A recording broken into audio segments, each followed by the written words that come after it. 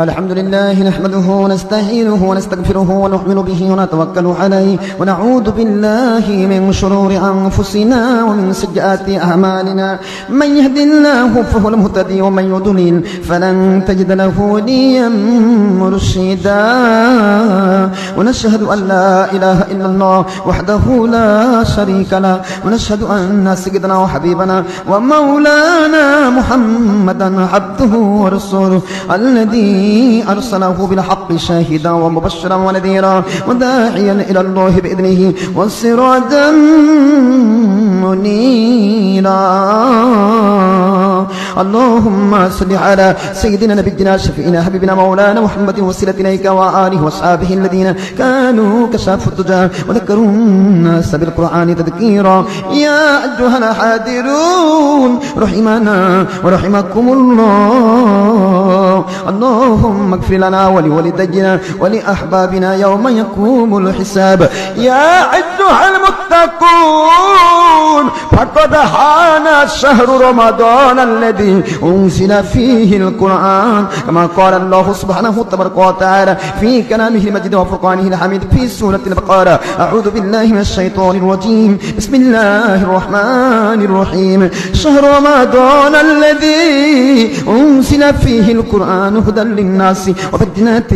من الهدى والفرقان فمن شهد منكم الشهر فليصم ومن كان مريضا أو على سفر فعدة من أيام أخر يريد الله بكم اليسر ولا يريد بكم العسر ولتكملوا العدة ولتكبروا الله على ما هداكم ولعلكم تشكرون وجاءت في حديث مسلم فتح الملهم مشكات مركات شكل ما سنة من ذلك من كتاب الأثر وقيل ذلك 50 كتابا صحيحا عن عبد الله بن مسعود رضي الله تعالى عنه قال رسول الله صلى الله عليه وسلم من صام رمضان من أوله إلى آخره خرج من ذنوبه كيوم ولدته أمه أو كما قال رسول الله صلى الله عليه وسلم وفي رواية في البخاري مسلم فيض الباري فتح الباري عمدة القاري وغير ذلك 50 كتابا صحيحا عن أبي هريرة رضي الله تعالى عنه قال رسول الله صلى الله عليه وسلم من صام قام إيمانا واحتسابا غفر له ما تقدم من ذنبه أو كما قال رسول الله صلى الله عليه وسلم أعوذ بالله من الشيطان الرجيم بسم الله الرحمن الرحيم يا أيها الذين آمنوا كتب عليكم الصيام كما كتب على الذين من قبلكم لعلكم تتقون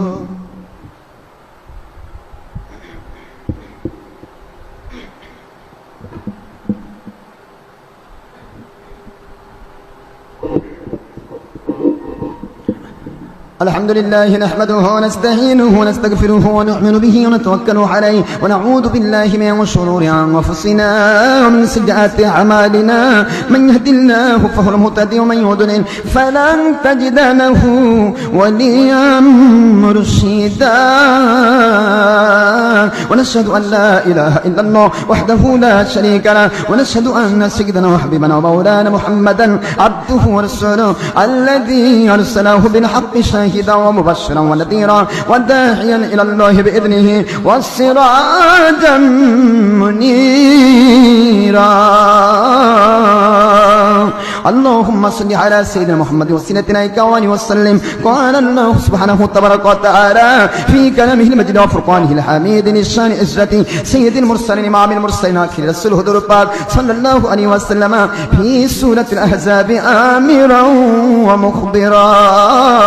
أعوذ بالله من الشيطان الرجيم بسم الله الرحمن الرحيم إن الله الله وملائكته يصلون على النبي يا أيها الذين آمنوا صلوا عليه وسلموا تسليما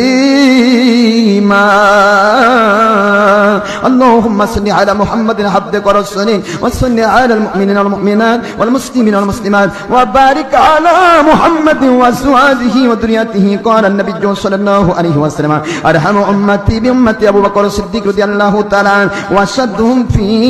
أمر الله عمر بن الخطاب رضي الله تعالى عنه وأصدقائهم حياء عثمان بن عفان رضي الله تعالى عنه وأقدهم علي بن أبي طالب رضي الله تعالى عنه وفاطمة سيدة نساء أهل الجنة رضي الله تعالى عنها والحسن والحسين سيدا شباب أهل الجنة رضي الله تعالى عنهما وحمزة وسعد الله وسعد رسوله. اللهم اغفر للعباس ووالده مغفرة ظاهرة وباطنة لا تغادر ذنبا. الله الله في أصحابي